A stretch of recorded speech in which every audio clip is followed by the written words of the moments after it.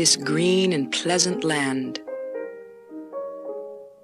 Land of poets, of Keats, Blake, Byron. A calm land that comforts us in our chaotic world. Like the English, we too believe that there will always be an England.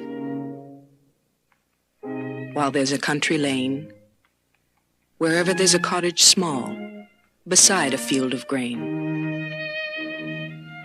And of course, some rain.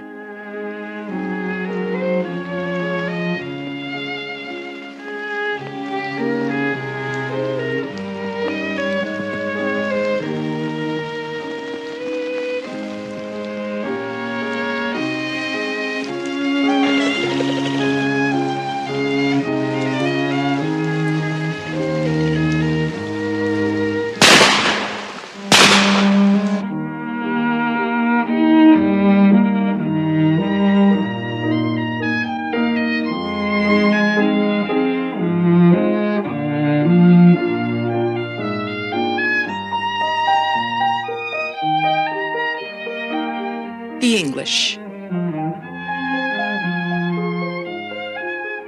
A subtle, civilized people. To Americans, a nation of beloved characters. The vicar, Miss Marple, and the country squire. Like Peter Maxwell. You can meet Peter Maxwell and his wife Virginia on your trip to England. Hello.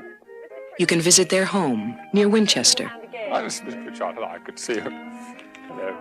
If everybody will come in. You can pick your own fruit. This summer was an extremely good summer for the strawberries in terms of the wet. They were very juicy ones. And have a tour of the historic house. Just be careful of your head. Lovely. So nice of you. You brought everybody over, did you? Yes. And of course, you must have tea. You might be invited to a pheasant shoot. And even if you're not lucky, there's always lunch. Where you can eat, drink, and listen to what's being said. Afterwards, you and the pheasants get another chance.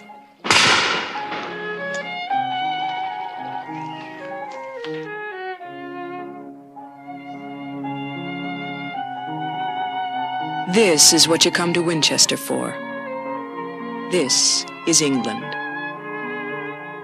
No English city has a nobler record in the past, or a life more peaceful in our rushing, hasteful age. There is still given to those who have the wisdom to know it, to dwell in peace. Words written almost 100 years ago still ring true today.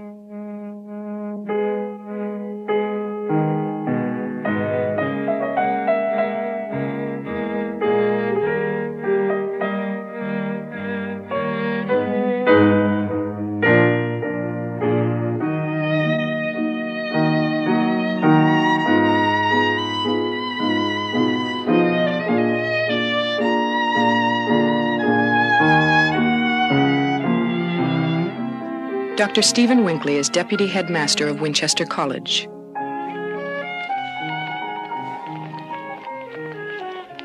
The college was founded in 1382 by William of Wykeham. Its students are still called Wykehamists. It is the oldest and one of the most venerated of the English public schools. Its graduates are among the best and the brightest.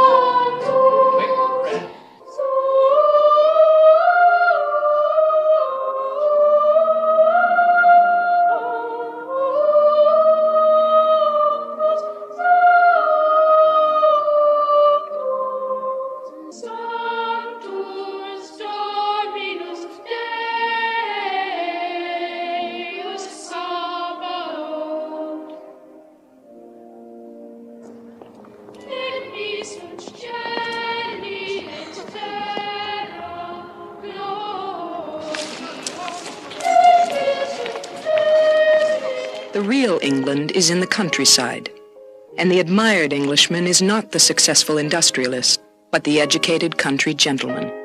It's in the history.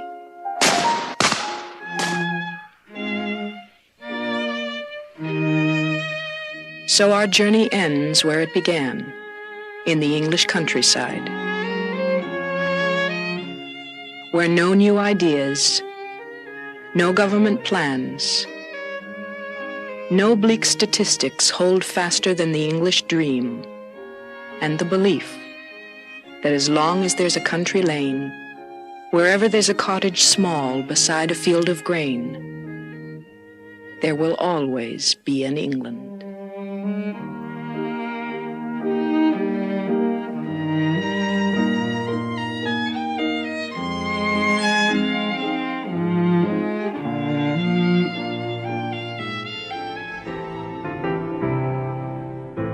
Another millennium from this time, were an archaeologist of the future to contemplate the ruin of London, what civilization would they imagine?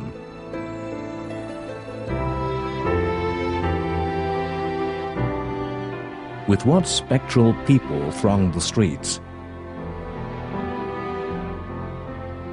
What armies of ghosts march through shattered arches and parade past tributes to long-forgotten victories?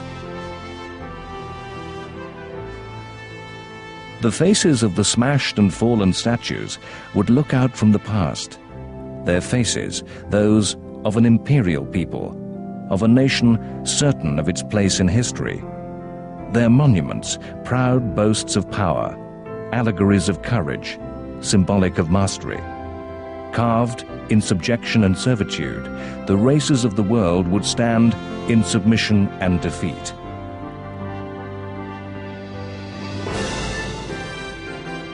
The golden years of the British imperial era, the time when these monuments were built, lies at the very limit both of living memory and of our ability to record events with moving images.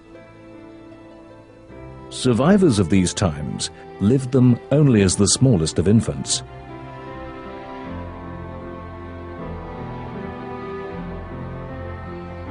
Pictures that reveal this world, some of the earliest blurred and shaky cinema film. These are pictures of a lost world. In 1897, Victoria, Queen Empress, celebrated her Diamond Jubilee, 60 years of rule. British self-confidence and might stood unchallenged. The parades, triumphal celebrations of the spirit of a small European nation who ruled a quarter of the Earth's surface and people. A nation whose trade and industry dominated the world economy. A nation whose wealth and power were envied by all others. A nation who believed itself to represent the best and highest civilization. Who saw itself as the very culmination of history,